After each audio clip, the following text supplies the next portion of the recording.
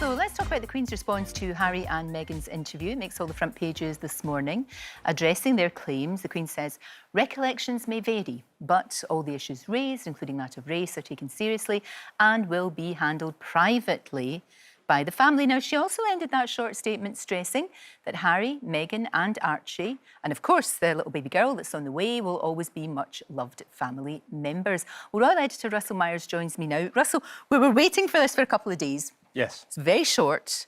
How much agonising do you think will have gone into that very, very short statement? Well, I can only tell that there were people locked in on Zoom calls and in Buckingham Palace, and in Windsor Castle, speaking to the Queen constantly about this statement. I think the world was watching. I mean, millions of people have seen this interview now. Even if you haven't seen it, everybody's talking about it. Just look at the front pages. I'm just going to give you a bit of a read the statement because it is so short.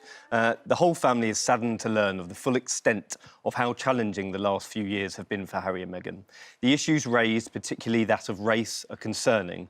While some recollections may vary, they are taken very seriously and will be addressed by the family privately. Harry, Meghan and Archie will be much-loved family members. And I think very important, it is, very much so. And in its briefness, I think that tells you an awful lot. However, there will be other people saying they were very quick to call a public investigation, essentially, saying when Meghan was accused of bullying last week, they came out very publicly and said, we're going to launch an inquiry into this. And other people will be saying, surely we have a right to know who made those derogatory comments to Harry and Meghan that they saw fit to go onto global television and to make public. Indeed, and if that's going to be done privately, which it seems it is, then that's in total contrast to the investigation. You're absolutely right. I was wondering, you know that Philip has always been, Prince Philip, who's, as we know, in hospital.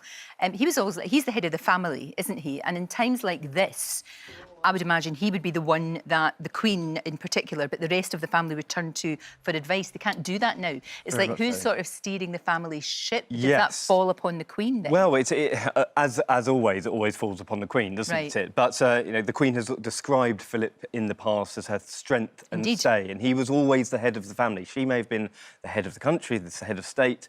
He was the head of the family. And with him out the picture, we also know he's been in hospital for over 3 weeks now. But I think, there has been this transition period over the last few years. And you see at the top of the tree, you have the Queen, but also her heirs, Charles and William, were very, very influential in the decision to push Andrew to the side when he made his awful statements on the BBC, which is still ongoing. But also when Harry and Meghan decided to leave the Sandringham Summit, the three at the top were making the decisions. And make no mistake, she does lean on their counsel quite a lot, and probably more so than ever at the moment. I know. And yet, apart from the Queen and Prince Philip, who we know they were at great pains to say did not make these allegedly racist comments, so we don't know the context, that's why I'm saying allegedly.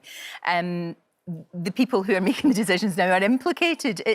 Well, they are, and this is quite a big issue because there is a whodunit. There are millions and millions of people talking about who done it, who made these comments, and what did they say, and what was the context as well. And at some quarters, people are saying, well, should Harry and Meghan made that public? Now, my opinion is, yes, they should have. If they felt aggrieved to the point of it hurting them, then they had the right to speak out. Now, it will be dealt with privately, and I'm sure if these two aren't satisfied with the way that is dealt with privately, then we will be hearing from them again. We've seen what they've done, and we see that they can go public. Isn't it interesting how public opinion is very divided? I mean, it's almost like 50-50, what camp you're in, if you like.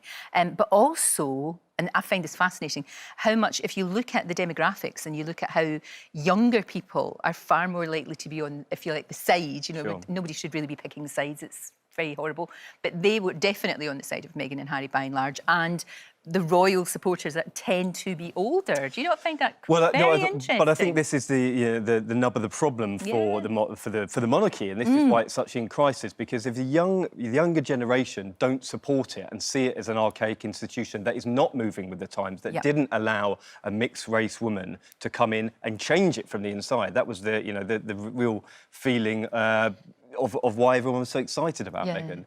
If that wasn't allowed to happen and she was sidelined and mistreated, if that's how she feels... Oh, absolutely. Well, if she felt there will so bad that she didn't want to be alive, of course, for goodness and sake, you know, if they weren't protecting her from the inside and she felt aggrieved by that, then a lot of people will say, what's the point of having this monarchy? It doesn't fit the way that we view ourselves in a modern Britain, in a modern world, and so therefore we'll be on shaky ground. Meanwhile, business as usual for Prince Charles. I mean, he had an engagement that was in the diary for a long time, and there he was. A lot more attention on this one, clearly, than maybe there would have been otherwise. Yes, I think so. I mean, we've seen the royal family getting behind the NHS, our health workers, going to lots of vaccination centres, getting the publicity for the rollout. Now, he was in North London yesterday. He was actually asked by waiting journalists, what do you think of the interview? And he let out a nervous chuckle, I was told, from people who were there. Right. See this again. Why did nobody either don't say anything and just walk out, or have something ready? I mean, if you're royal, probably best not to say anything and don't be nervous chuckles, just walk. Yes, well, this was before the statement, and I think that they had to have a united front on the statement. However, you're damned if you do, damned if you don't, aren't you? But you are. Probably not best to have a little nervous chuckle. And so, meanwhile, for the rest of the royals, they will just continue doing what they do. As I said this week, the monarchy will survive this. The Queen has killed them with kindness at the moment. She's taken the sting out of the sort of fire and fury. But if you just look at the front pages and see how other people are talking about this statement, was it the killing them with kindness? The Queen has left it open for interpretation, saying that recollections may vary. I don't think we've heard the last of this yet. Oh, gosh, we absolutely haven't. Thank you, Russell. Thank you. Don't forget, you can watch full episodes of Lorraine on the ITV Hub, and all the best clips, compilations and playlists right here on our channel.